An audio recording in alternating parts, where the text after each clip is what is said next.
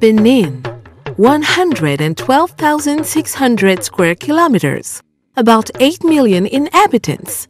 This is one of the world's smallest and least populated countries in Africa. But in Benin, greatness has nothing to do with size. For those who knew the country well, it used to be called Dahomey, the Latin Quarter of Africa. Despite the change of name, it remains the Latin Quarter of Africa. It is also the laboratory of democracy in Africa and one of the most stable countries on the continent. Such attributes inspire respect, but there is better to the country.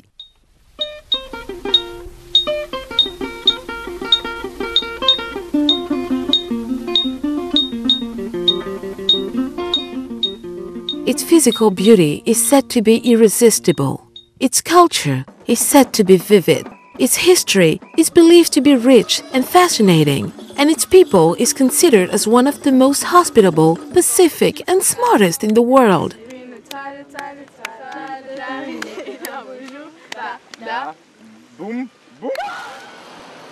What is it really? Give me a few minutes' attention, and I will tell you all about it.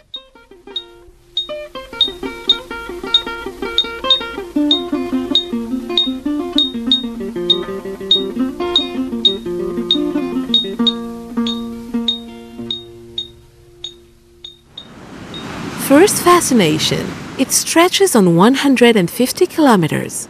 On this coast, we will visit 3 cities including Grand Popo, Ouidah, and Cotonou, which you can see right now. This is the main gateway to the country when you come by plane or by boat. It is also the business center par excellence. Over 60% of the country's businesses take place in this sprawling metropolis that is still very friendly. The port, it serves the hinterland countries, such as Niger and Burkina Faso, which trust the country's port completely because it meets the standards of the International Code for the Security of Ships and Port Facilities, ISPS. Even the giant Nigeria uses it frequently.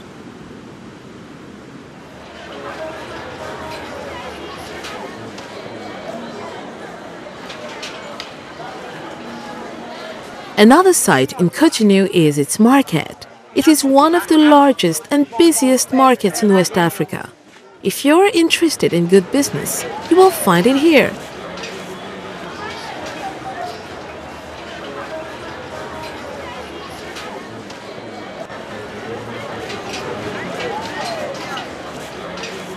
Everything is available in this market.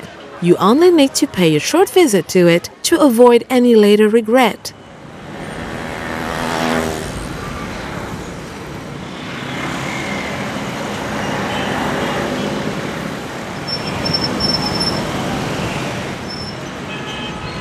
Cotonou is not the capital city of Benin, but it has the stuff of a capital city. Almost all institutions of the Republic are based here. The head offices of all international organizations are based in Cotonou. So do all embassies.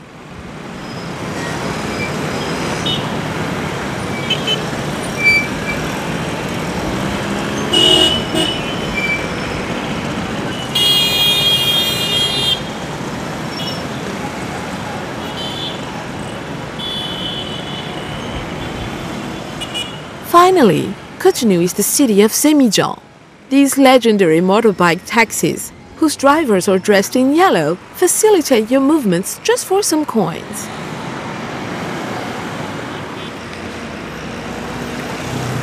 Ouidah is my favorite. For me, this city epitomizes Benin. It is the symbol of pain and suffering because it was one of the top sites of the slave trade. Once in Benin, please pay a visit to this city and especially go down the slave route, starting from the slave auction place to the gate of no return, stopping at the tree of forgetfulness, Zomai Square, the memorial, and the tree of return. It is an edifying pilgrimage worth doing although it is moving. To complete your visit to the sites of this shameful trade, you must come here. In this former Portuguese fort, built in 1721, you will find an impressive collection of photographs and various objects on the slave trade.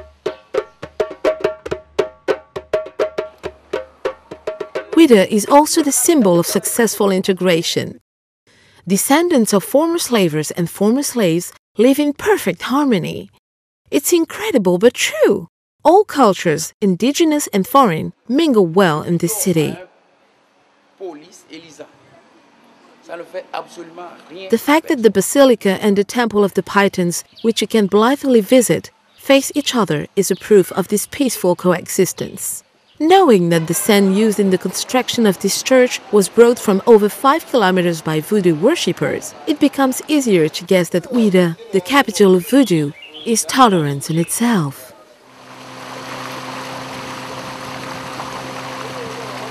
After Ouida, westward further, you come to Grand Popo, the pearl of the coastal region. The first contact of Benin with the West happened here. The Danish, the English, the Portuguese and the Dutch all once established here and erected counters that the sea has swallowed with time.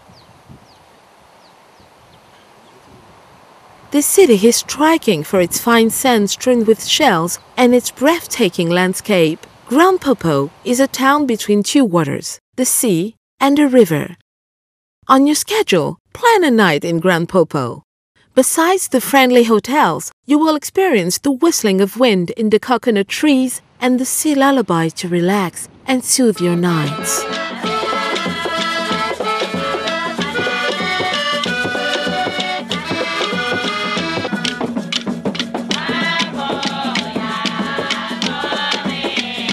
Here, as in Ouida, you have families bearing the names of former explorers and slavers such as Olympio, Johnson, Freitas Almeida, Benthic, Bovis, de Souza, Lemon, Gomez, Oliveira, Olivier de Monteguer, to name only those. Such families are also found in Porto Novo, Benin's capital city. The Portuguese were here at home, for it seems the town reminded them of Porto. Thus, they named it Porto Novo in 1752. Porto Novo was an ancient kingdom. Today, it remains a rather historic city or a city museum. Porto Novo, it is Benin's memory. You'll find royal palaces including the one of King Tofa I in the city, old buildings in the Luso-Brazilian style, treasures in the various museums, the National Library, and many other sites, some as interesting as the others. Now, I suggest you go northward into Benin, precisely to Abomey, another historic city. But on the way, 2 stops are important.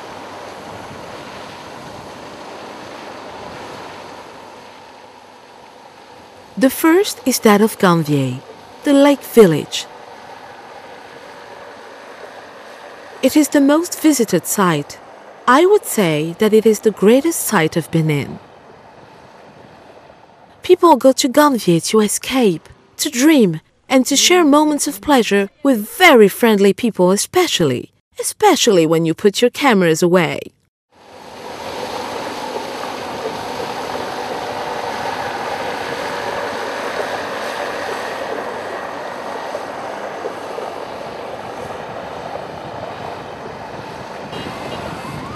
In the beginning, I told you that this country is small but great. Well, evidences of this are not what miss. Here is another one. Toussaint Louverture, the first black general in the French army, the liberator of Haiti, the first of blacks in the land of the white. He is Beninese, precisely from Alida, an old historic city founded around the 14th century. The founders of the kingdoms of Porto Novo and Abomey originally departed from this city. Welcome to Abomey, the city of King Béhanzin, the fierce opponent to the French penetration into Dahomey. Going to Abomey is tantamount to trading the sacred land of Amazons, these fearsome women warriors who gave trouble to French troops. This museum, established as heritage site by UNESCO, was their palace. Here, you will see thrones of kings, tombs of some of them, their clothes, weapons, and other utilitarian objects. The guide will tell you that Abomey had a powerful army, the best organized of its time, and he will not have lied to you. The archaeological village located 9 kilometers from Abomey tells a lot about the war strategy of that army. On century 18, there was no light. This main room we are in is used as a trap because people living in the underground houses, when they come, they go directly to the boxes. And from there, you all can see the entry, using the sunlight to see you coming in. And if you come, you stay here, right on the spot, and to them you're an intruder. And instead of letting you go alive, they will kill you, for you now to go and tell your story in a hole that is supposed to be their shelter. From the top to the basements, there are 7 meters and a half. Here we are in a underground basement. The entry has a circular shape. And the old entry makes the central axis of the main room, which has the shape of an egg. Why is that? Because they didn't want people outside to be able to hear what they were saying inside. Sound diffusion being horizontal, if they used rectangular or square-shaped walls in these underground basements, the sound would have been diffused up to the top, and outsiders would have been able to hear and understand conversations from the inside. It is said that in white men's countries, Romans were those who used to practice such techniques. But Beninese did not descend from the Romans. And yet, it appears they were genius at war strategy.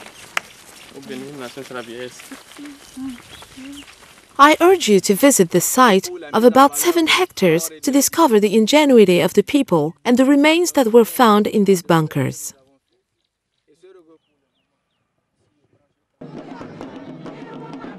On the same latitude, east side, you can visit Ketu, the Oduduwa community. This old Yoruba kingdom was founded by the eldest son of King of Ile-Ife. Ile-Ife is a town in Nigeria. It is said to be the cradle of the Yoruba people. At Ketu, in Benin, you can see the holy crown of the King of Ile-Ife.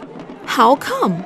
Well, the story goes that the King of Ile-Ife threw his children out of his palace and asked them to go and found their own kingdom. Smarter as he was, the elder son stole and took the crown of his father away with him. In his flight, he found refuge here and built his kingdom after having subjected the occupants. The biggest sight of Ketu is 2 magic doors, a male and a female. They have incredible supernatural powers that would be tedious to enumerate here. Yet, keep in mind that nobody ever closes the male door, but it may close on its own. Whenever this happens, it's to announce a major potential disaster on Ketu. The Fa, which is an art of divination, will thereafter be consulted to get a clear idea of the type of misfortune and ward it off. The female door, on the other hand, allows a woman facing reproductive problems to get pregnant. She only needs to make the request to it and agree to comply with the requirements that follow.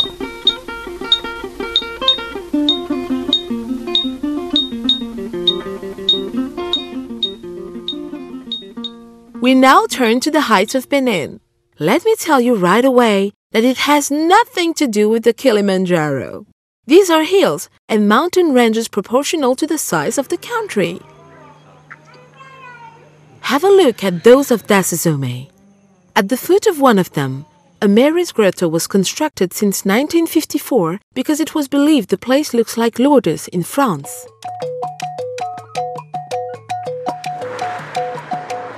A few miles away, 3 large bowls announce Save, an ancient Yoruba kingdom.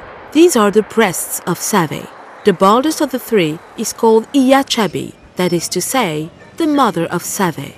Formerly, these hills were actual shields or fortresses against invaders.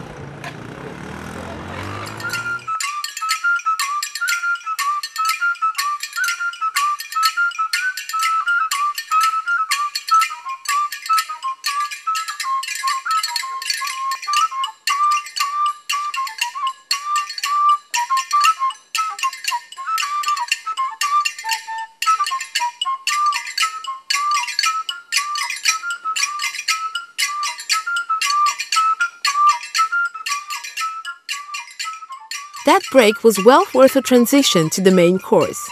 Silence then, for the mouth that eats does not talk, it savors.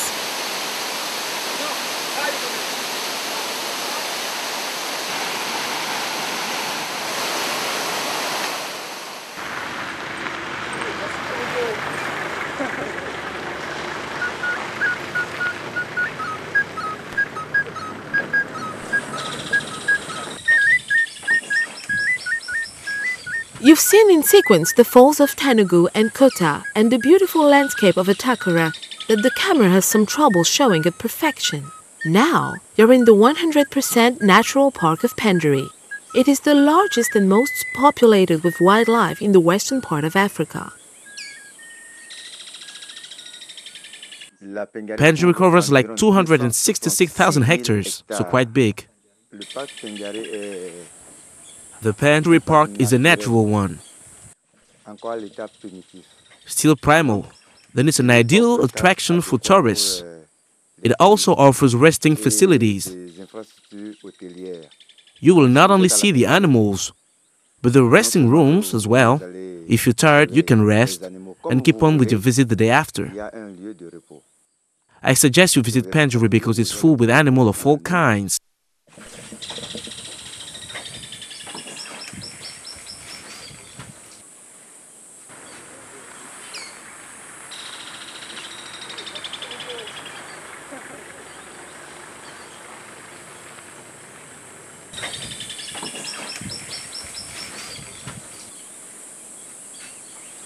The Tata Samba. What an architecture!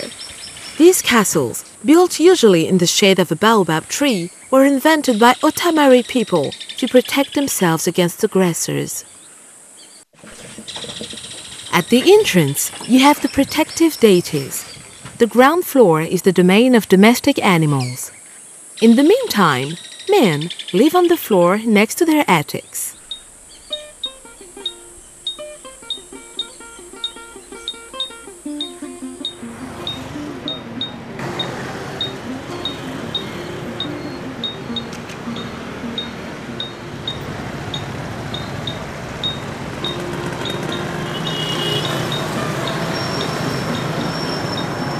I won't forget to give you a snapshot of Parakou, the metropolis of the north, the hometown to the first president of Benin.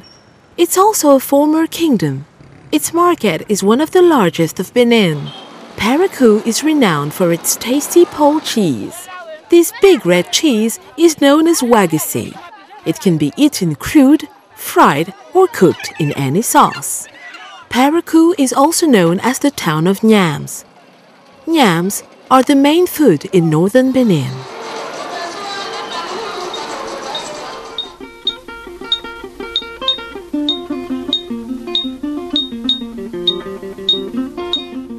What else to tell you about this small but great country? Oh, I almost forgot. When coming to Benin, just take with you what is really needed.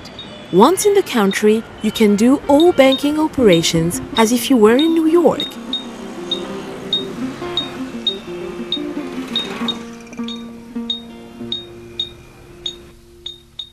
As for hotels, don't mention them. There are 5 stars, 4, 3, even 2 stars. You can find them from south to north and from east to west. Here, in the Latin quarter of Africa, the saying goes that there's something available for all tastes and all budgets.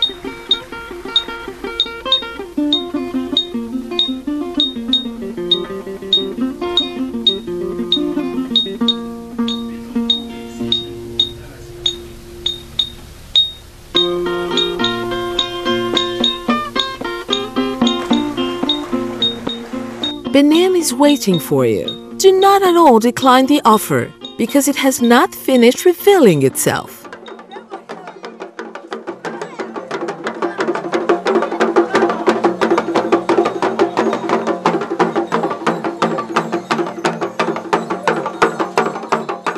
At the corner of a street or during a ceremony, you can meet this mask. Do not be afraid, and especially do not provoke it. It is called Egungun. It is a sacred mask of Yoruba origin. Egungun worship is a cult for the dead, and the mask is supposed to represent the deceased.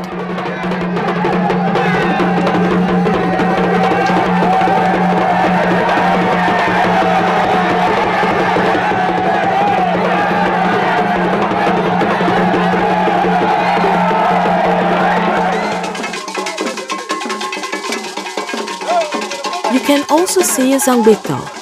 It is also a sacred mask, but it originated 100% from Benin, and in the past, it used to guard the city. Zangbito, which would only come out at night in the past, is now replaced in this security guard role by the police and gendarmerie, and it has discovered a new role. Nowadays, it enhances the splendor of events. This one, it is the Gelede. It is a mask of Yoruba origin and established as global and intangible heritage of UNESCO. It has an educational function related to the sculpture that it bears.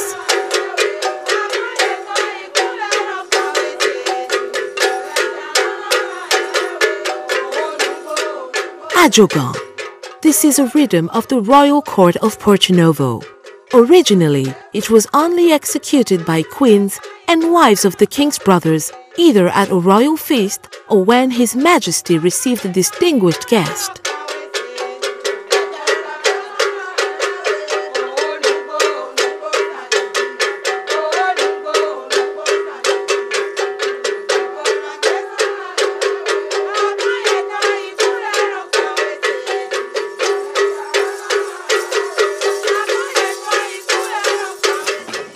This is the teke, another royal dance of northern Benin, which is specific to the Batunus commonly called Bariba.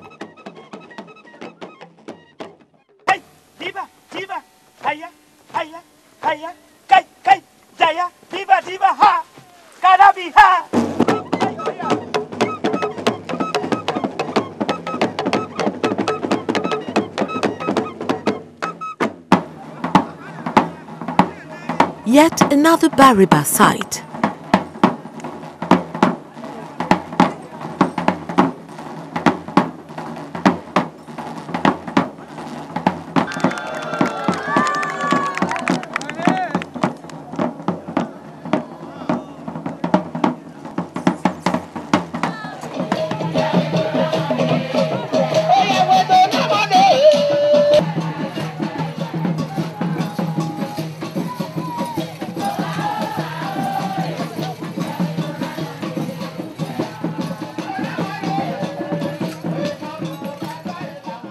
We cannot forget voodoo, the traditional religion of southern Benin, falsely vilified and demonized.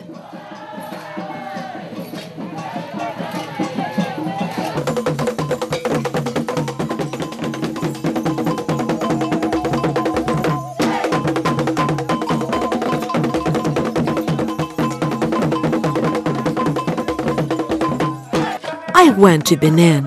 I saw it. I even rubbed shoulders with it. It does not embody all the bad things that are said about it. As proof, I almost got involved in it.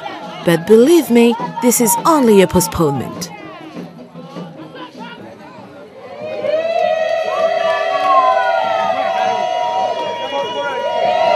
I am going to stop here for today, because in Benin, we do not take the whole arm when somebody holds out his hand to us. Similarly, we do not go to the bedroom directly when we are admitted into the living room. The lesson is never to abuse people's generosity. Thanks for your attention and see you soon.